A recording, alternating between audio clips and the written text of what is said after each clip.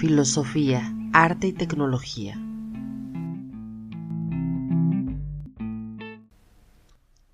Episodio 39. Hola, me alegra que estés aquí. Yo soy Elikia y el día de hoy les doy la bienvenida a este podcast. Si esta es la primera vez que nos escuchas, te cuento que en este espacio buscamos contribuir a la divulgación del pensamiento de filósofos y filósofas del pasado y de artistas de distintas épocas. Además, buscamos ser una plataforma para que artistas, investigadores y docentes presenten sus más recientes indagaciones, que surjan de la necesidad de visibilizar la estrecha relación existente entre los tópicos que rigen a este programa. Y el día de hoy iniciamos una nueva serie de episodios donde estaremos presentando las indagaciones de algunas artistas que reflexionan en torno al trabajo de otras mujeres desde una perspectiva feminista y artística. El día de hoy nos acompaña Claudia Castellán, mejor conocida como Chispillatronic, y estaremos platicando acerca del cuerpo, arte y feminismo, sus derivas y, bueno, algunas reflexiones muy a propósito del 8M. Entonces, hola Chispi, te damos la bienvenida. ¿Te gustaría presentarte? Hola, muy buenas tardes, noches, días, donde quiera que nos estén escuchando. Gracias por la invitación. Estoy muy contenta de poder compartir algunas ideas que siempre se pueden nutrir. Y pues eso, soy Claudia Castellán, me conocen más como Chispillatronic y me dedico pues en gran medida a hacer diferentes cosas, pero especialmente trabajo mucho sobre el aspecto de la cultura visual, la cultura popular, el arte, y me interesa mucho también sobre los aspectos del feminismo en el arte y en otras corrientes culturales. Excelente, Chispi. Pues justo por eso estás invitada el día de hoy para platicar un poco acerca de este tema que, bueno, pues sabemos que a partir de la década de los 60 comienza a haber una fuerte reflexión en torno a la construcción de las identidades, sobre todo a partir de esta necesidad de pensarse a partir de las subjetividades, mujeres, hombres de color, latinoamericanos.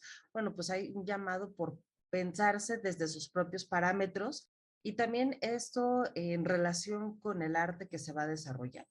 Entonces, particularmente podemos ver que ha existido una reflexión bastante interesante en torno al cuerpo, que en el caso de las mujeres, pues se ha visto reflejado bastante en el tema de la creación artística, el cuerpo como soporte, pero también la idea del cuerpo en torno a la reflexión teórica, ¿no? El pensarse qué es ser mujer, qué es lo femenino y todas estas cuestiones. Al respecto, ¿tú qué opinas?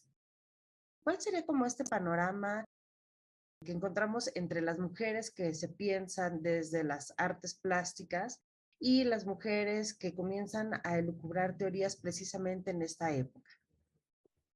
Pues a mí me parecería, bueno, ha sido como una introducción muy, muy adecuada y muy interesante. Y me gustaría seguir un poco la línea de lo que estabas ya elaborando. Me parece importante sí decir que hacia los años 60 del siglo pasado, qué hermoso se escucha eso, ¿no? El siglo pasado comenzó a haber toda una serie de rupturas, tanto en el arte un poco más claras en términos de las emergencias, los cuestionamientos al arte con mayúscula, que se le llama o se le define así, ¿no? A las bellas artes, y a las otras posibilidades que daba, por ejemplo, las nuevas exploraciones que tuvieron, pues bueno, todas estas vanguardias que precedieron a los años 60, 50, términos históricos como son las dos guerras mundiales, y van a impactar de una manera muy importante en el cuestionamiento, pues sí, de alguna manera global, no como lo entendemos ahora, pero sí en el mundo, de quiénes somos, qué hacemos y dónde estamos, ¿no? Y qué hemos hecho. Me parece eso algo muy importante porque repercute en el arte, pero también empieza a repercutir en los conceptos teóricos, en tanto que se empieza a hacer un cuestionamiento a partir de identificar un momento posmoderno, ¿no? Entonces, esa manera de entender esta posmodernidad también empieza a cuestionar las identidades, empieza a cuestionar las maneras en que el arte se había hecho, ¿no? Como en esas dos bandas que estabas señalando sobre el arte, sobre los conceptos, y a partir de eso también empieza a emerger una noción que es muy importante o comienza a tener un arraigo vital para el tiempo que vamos a vivir ahora, ¿no? Es decir, la identidad como un concepto de entender quiénes somos, en dónde estamos, cuáles son nuestras localizaciones y cuál ha sido históricamente el lugar que otros y otras han hecho de estas múltiples identidades diferentes situadas, ¿no? A mí me gusta mucho pensar siempre en un pensamiento, proponía algunos autores, como podría ser Stuart Hall, como algunos otros personajes de los estudios culturales, que van a pensar qué es esto de la identidad, en términos de quiénes somos ahora, ¿no? De dónde venimos y quiénes somos ahora, en términos de los años 60 y los años venideros, hacen esta cuestión.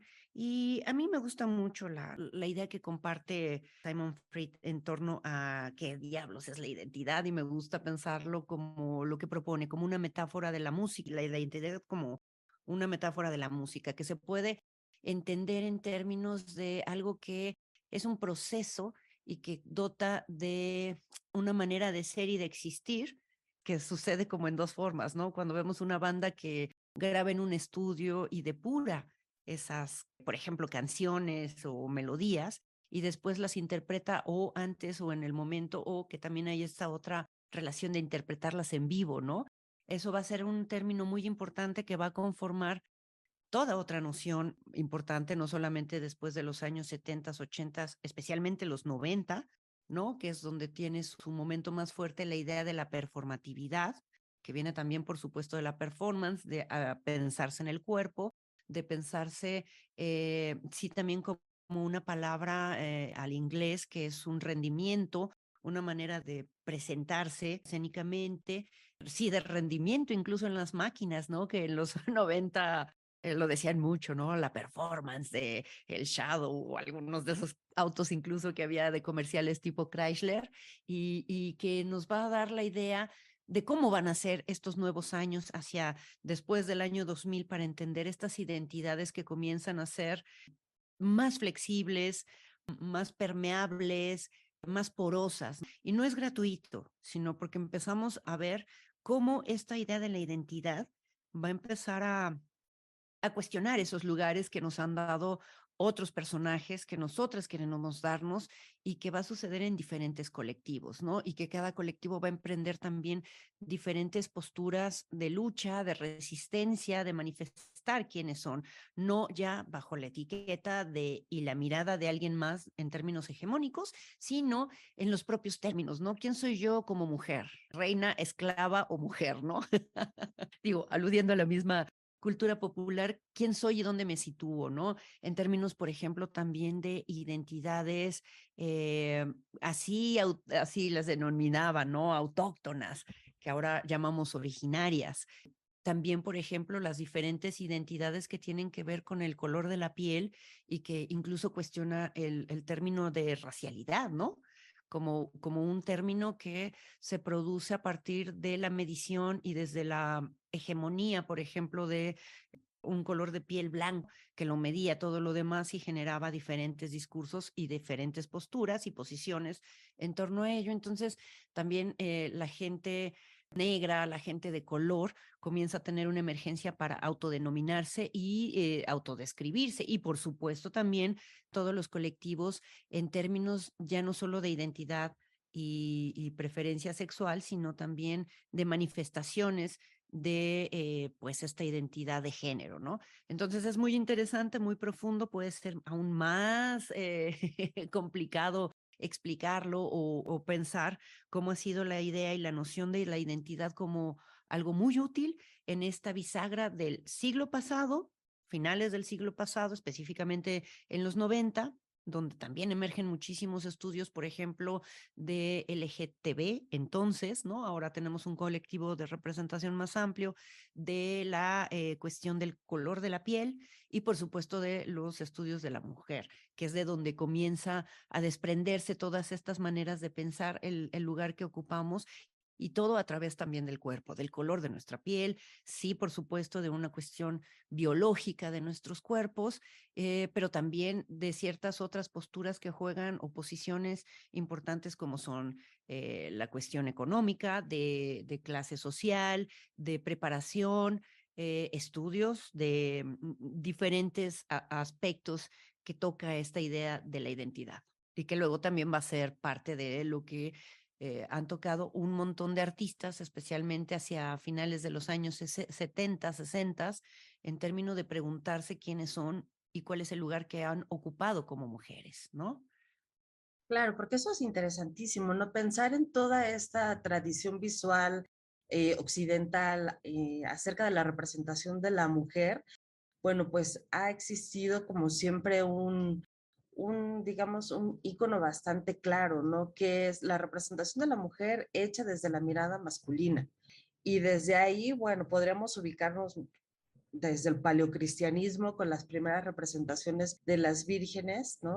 Con el niño Jesús, y que era, bueno, la representación femenina por excelencia, hasta que llegamos, bueno, pues prácticamente al Renacimiento, que se recupera la representación de la mujer en el plano mitológico, de la mitología griega, y entonces surgen pues estos cuadros, ¿no? Tipo la Venus de Botticelli, donde para el artista hombre, pues era todo un reto mostrar la perfección del cuerpo femenino, pero entonces la mirada cae en torno al cuerpo femenino. Y de ahí, bueno, pues para el real, ¿no? Entonces ha sido interesante la presencia de artistas, mujeres que, bueno, pues ella desde esta toma de conciencia de su cuerpo, comienzan a buscar representarse de maneras totalmente distintas. Así es, hay, yo creo que muchas mujeres, y según también cómo vamos contando la historia del arte, más bien porque hay aquellas naciones o lugares que han tenido un poco más el interés de recopilar, buscar el apoyo, por supuesto, también económico, en términos de que hacer investigación para ver qué narrativas otras existían, pues implica mucho tiempo y recursos en diferentes aspectos, ¿no? Tenemos, por ejemplo, las mujeres artistas feministas de los Estados Unidos, de específicamente la Woman House, pues se conjuntan, ¿no? Y empiezan a trabajar en torno a preguntarse cuál es el lugar que ocupan las mujeres en el mundo, pero especialmente cuál es el lugar que ocupan las mujeres en el arte, ¿no? Creo que ellas han sido, pues sí, señaladas como unas pioneras en realidad de, del arte feminista y que me parece que es una manera de empezar a elaborar. Apuntamos siempre mucho como hacia allá, pero es porque también no tenemos la noción de qué otras cosas estaban pasando en el mundo, ¿no? Siempre, desgraciadamente, tenemos estos horizontes marcados por pues, ciertas potencias mundiales que tienen esta cuestión un poco más elaborada de revisar sus archivos, de revisar lo que ha pasado, de reconocer y dar ese lugar a otras narrativas, ¿no? Y creo que eso me parece muy interesante también entenderlo. Hasta ahora, por ejemplo, en México, ha habido una serie de investigadoras, artistas también, quienes, por supuesto, han comenzado a buscar otras narrativas en relación al arte en los años 70, por ejemplo, eh, 80. Hemos visto, por ejemplo, que ya hay unas retrospectivas muy interesantes sobre diferentes mujeres, especialmente en México, sobre Mónica Mayer, todo lo que han hecho en relación a lo que ha orbitado a su obra con otras mujeres, como con Maris Bustamante y algunas de las cuestiones que han realizado. Claro, y me parece también fascinante esto que mencionas, ¿no? O sea, el hecho de que es necesario crear una nueva historiografía, es una historiografía que dé cabida a las subjetividades y que precisamente se construyan estas nuevas narrativas. Y lo que vamos a encontrar entonces es que han existido ya artistas, digamos, que han buscado mostrar o recrear esta cuestión del cuerpo. Y aquí me gustaría como que tú nos ayudaras a entender un poco es si podremos encontrar algunas coincidencias entre las artistas de esta vertiente feminista y las teorías feministas como tal. Si podemos identificar algunas coincidencias entre la búsqueda plástica de las artistas con las teorías feministas. A mí me parece que, bueno, sí que las hay.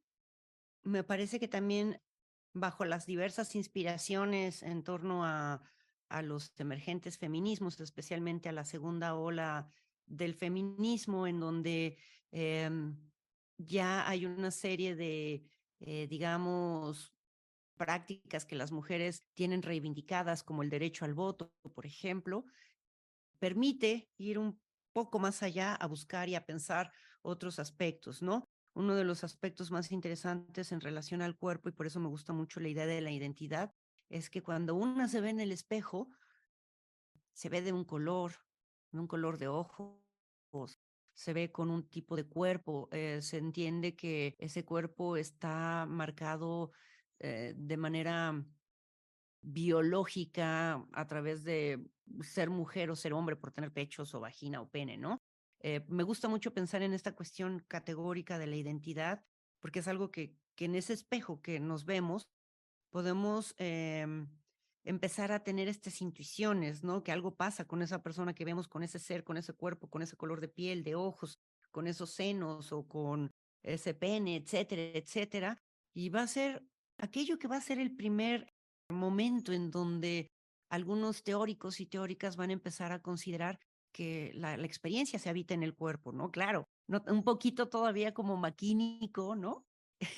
Que después va a ir depurándose, pero claro, yo vivo la experiencia en mi cuerpo. A partir de eso creo que es una noción muy importante, no solamente para las feministas, artistas mujeres, sino en general como para muchos aspectos que empiezan a suceder en términos de la máxima de lo privado es político, ¿no?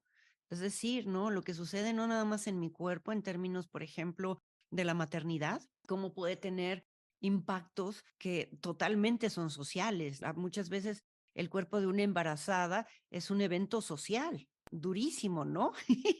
Entonces, muchas mujeres artistas, especialmente sí, de los que estaban trabajando en los años 70, también, por ejemplo, con mucho de la emergencia conceptual del arte, que va llegando de diferentes espacios, sobre todo de los más del norte de la región del globo, ¿no? Estados Unidos, Inglaterra, Europa, va a empezar a tener importancia la cuestión del cuerpo en términos de que yo habito este espacio y que este espacio también me da un lugar de presencia frente a otras y a otros, pero también me marca culturalmente. Y entonces, ¿qué hago con todo eso, no? Viene toda esta parte también del arte conceptual para empezar a cuestionar aquellas viejas prácticas artísticas y en donde, por ejemplo, el cuerpo, a través de la performance, pues va a ser este espacio que básicamente es el lienzo, ¿no? El nuevo lienzo donde se empieza a trabajar para entender diferentes cuestiones que han confeccionado y que atraviesan al cuerpo de manera cultural. Entonces, yo creo que sí hay una serie de aspectos que van inspirando al mundo. Además, recordemos que hacia finales de los 60, antes de que hubiera Internet, hubo toda una especie que podemos romantizar mucho o no, pero que había una conexión, una fuerte conexión alrededor del mundo, por ejemplo, en la efervescencia de las manifestaciones que hacían jóvenes estudiantes, ¿no? O ciertas lecturas que se hacían de ciertos filósofos que inspiraban, pues, básicamente a muchos lugares del mundo. Y yo creo que una de estas consignas es precisamente de lo personal es político, lo privado es político, y que empieza o nos da una serie de líneas y que les da a muchas de las artistas de esta franja temporal la noción de empezar a indagar con su cuerpo, ¿no?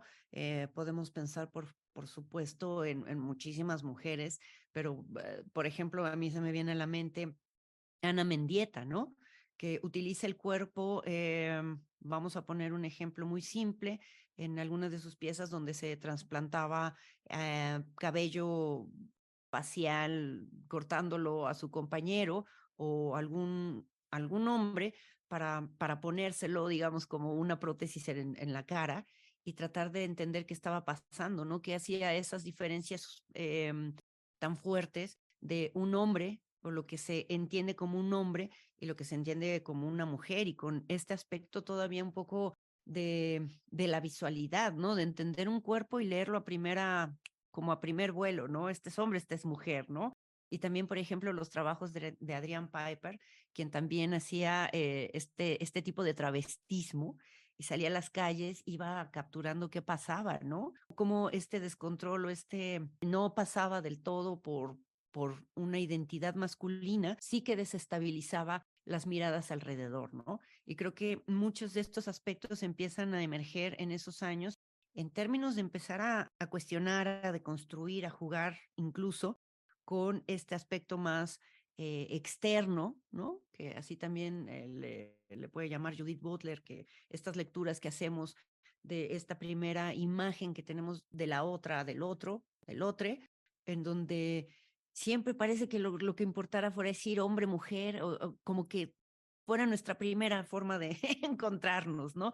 Y obviamente también como esta cuestión privada, íntima, también va a generar una serie de reflexiones a un nivel social un poco macro, en términos de pensar, por ejemplo, lo privado como la casa, las actividades que hacen en la casa, o sea, se hacen por una mujer, los cuidados, el aspecto de las emociones, que siempre había estado destinado a una organización social en donde correspondía a las mujeres y donde era feminizado todos estos conceptos, ¿no? O sea, digo, los hombres también lloran, todo no tenemos lagrimales, pero al final del día culturalmente se marca como un aspecto binario que corresponde a lo masculino, que corresponde al orden femenino, ¿no?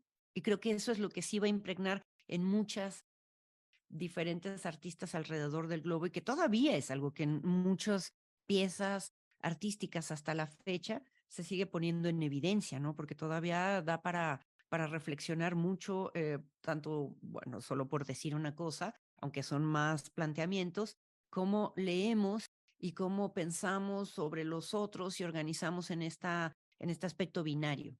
Sí, coincido totalmente contigo que ha sido muy importante esta idea de mostrar precisamente lo que sucede en la intimidad, lo que acontece, cosas como por ejemplo la violencia, y en ese sentido pienso algunos performances de Regina Galindo, de cómo algunos actos son pues normalizados, ¿no? Donde la violencia no se denuncia y a partir de la práctica de la performance, bueno, pues se hace visible, se hace ver y que logra entonces sensibilizar al público, ¿no? Sobre la importancia de poner sobre la mesa, pues, este tipo de temas.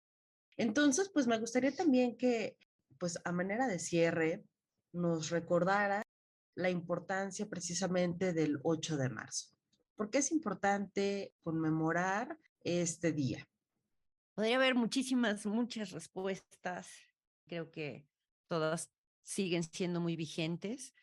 Una de las más importantes, creo que es entender, recordar siempre que las mujeres, de alguna manera hemos estado en qué lugar a lo largo de la historia, qué espacios hemos tenido que ir conquistando, y que eso ha sido el trabajo de muchas mujeres antes que nosotras, muchas mujeres colegas que están aquí y ahora haciendo activismo a través de sus diferentes prácticas profesionales. En términos de arte, también podríamos pensar todo lo que a través del arte, de las representaciones, de las obras, también nos han compartido diferentes mujeres de muchos lugares del mundo para poder trabajar, entender nuestros lugares, entender nuestras correlaciones, pero especialmente yo creo que en México lo más importante es entender el motivo, el clima actual que estamos viviendo de violencia brutal,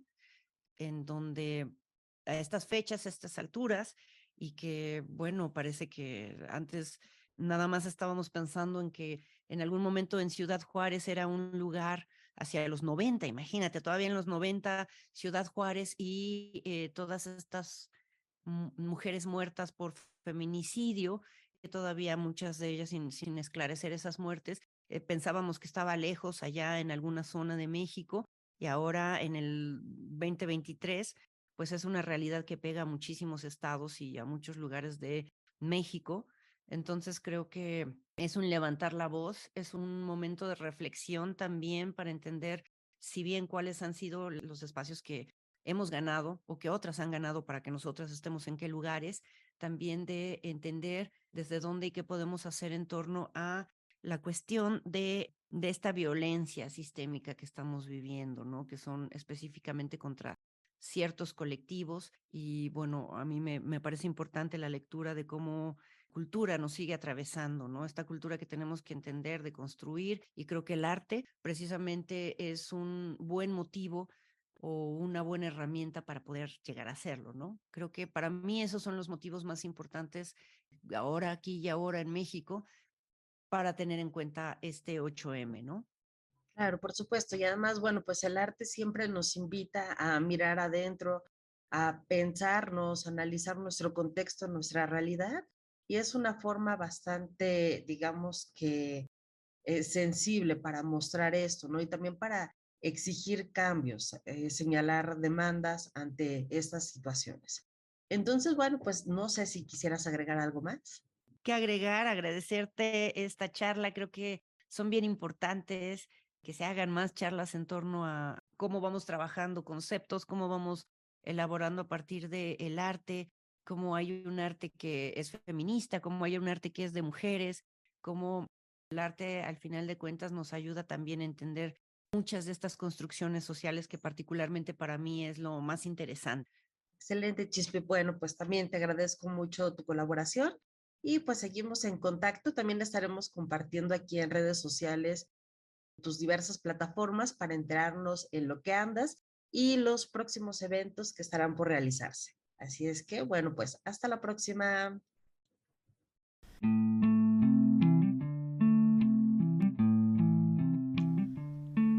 Filosofía, arte y tecnología.